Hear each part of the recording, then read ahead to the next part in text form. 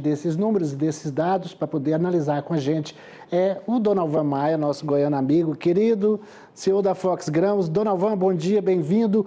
Por que da evolução tão rápida do plantio, hein? O produtor está plantando de dia, de noite, toda hora, é? Bem-vindo.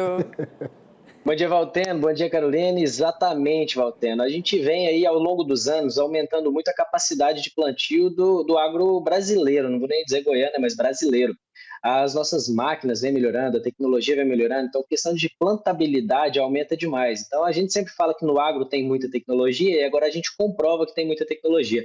Se a gente for olhar os números de 2 semanas atrás, nós estávamos atrasados com apenas 18% da área plantada no Brasil, atrasado em relação ao mesmo período do ano passado, atrasado em relação à média dos últimos 5 anos. A gente pula para 38 e de repente agora a gente pula para 54 e as notícias já são: nós temos o segundo plantio mais acelerado da história. O que isso quer dizer? Realmente, planta de dia, de noite, GPS está aí, então assim, tem plantio 24 horas, e aí deu condição de plantio, o produtor colocou as máquinas em campo e realmente nós estamos bastante acelerados. Uma coisa que eu tenho que dizer, Valteno, que é interessante é que nos últimos anos o produtor vem plantando no pó, acreditando. Por causa da última safra, o que aconteceu? Os produtores tiveram uma surpresa ruim, que plantaram mais cedo e a chuva não veio. Dessa vez, os produtores tiveram mais cautela, esperaram a umidade no solo chegar e para depois plantar. Então, assim, a expectativa é de uma safra muito boa em termos técnicos, agronômicos, caso essa chuva continue, né? Mas que a gente está bem acelerado, nós estamos. Mesmo a gente caminha para essa expectativa de uma super safra. Nossa, você fez essa comparação muito boa. Ano passado, essa época estava com estiagem, né? E quem plantou estava perdendo. E esse ano, que maravilha, terra úmida, todo mundo plantando. Significa que também poderemos ter uma boa safra de milho, o Donalvan? Exatamente, Valteno. Claro que quando a gente pensa em futuro, tem as previsões climáticas, mas vocês podem perceber, eu uso uma análise muito boa. Claro que a gente tem que usar números macro, o que está acontecendo no Brasil, mas eu gosto muito de perguntar para as pessoas. É a mesma coisa, eu vou fazer uma comparação que a gente fez ano passado, quando a gente falou assim: olha, a safra de soja vai quebrar demais. Eu perguntava para o produtor rural: e aí, você, como é que tá? Não, eu estou indo muito bem. Então, o que a gente está vendo agora? Muitas pessoas já falando: olha, minha área de safrinha vai ser expressiva, consegui plantar as variedades mais precoces de soja, ou seja, que tem ciclo mais curto e deixa uma possibilidade de janela maior de plantio de milho. Então, assim, já tem muita gente se organizando para o plantio de milho. É uma expectativa de uma safra cheia de milho, caso essa chuva continue. Vocês podem perceber também que essa chuva esse ano no Brasil todo está uma chuva mais mansa, uma chuva mais regular, uma chuva mais calma. E aí, o que acontece? É alguma coisa mais na média, digamos assim. Vocês perceberam que as chuvas começaram depois ali do dia 10 de abril, 10 de outubro, 15 de outubro, então está muito regular o clima agora, e as chuvas estão mansas e vindo aos poucos, o que é excelente para o plantio, é excelente para a agricultura. Isso já nos deixa pensativos em relação: e a safrinha, como é que vai ser? Bom, tem bons presságios para a safrinha, sim. E como eu nunca deixo de falar de preço aqui, né? A gente tem muitas questões aí para verificar: eleições dos Estados Unidos, talvez saia um resultado amanhã, como está acirrado, pode demorar aí alguns dias. Ano passado, a última eleição demorou 9 dias para sair, mas está todo mundo apreensivo em relação a preço. Mas a gente pode ver que as cotações de milho chegaram a um patamar alto. Quando eu digo alto, próximo aos R$ 70, se a gente for pensar, R$ 70 em São Paulo, se a gente for pensar, eu gosto de pensar no estado de Goiás porque é o meio do Brasil, né? Então, na casa dos R$ 50, e a maioria dos produtores que a gente conversa não é tudo que eles queriam, mas já deixa rentabilidade, já é sustentável ali vender uma safrinha na casa dos R$ 50, tá? E aí agora sim, a gente está vendo as cotações futuras diminuírem. Por quê? O mercado vive de expectativa. Se eu tenho uma expectativa boa de produção, a gente está conseguindo plantar bem, tem uma expectativa boa de plantio.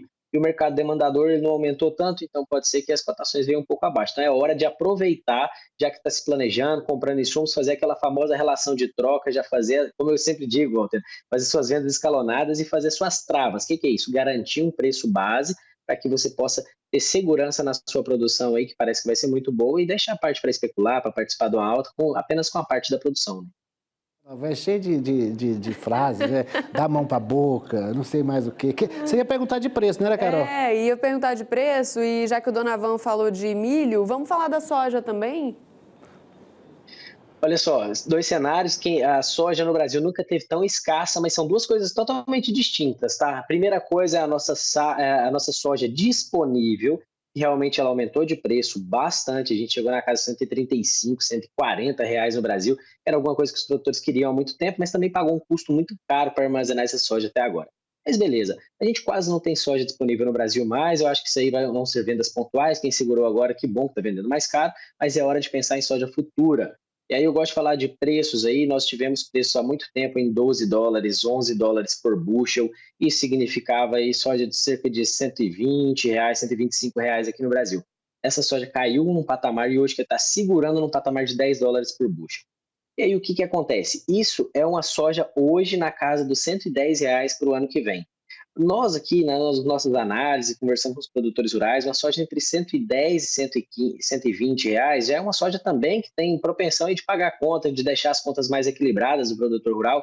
Então, hoje, o cenário é de soja de 110 a 118, vamos colocar assim. Porque isso, eu estou falando em reais por saco, então, isso depende muito de dólar, depende muito de prêmio. O prêmio subiu nas últimas 2 semanas, mas nós estamos numa verdadeira incógnita nesse momento.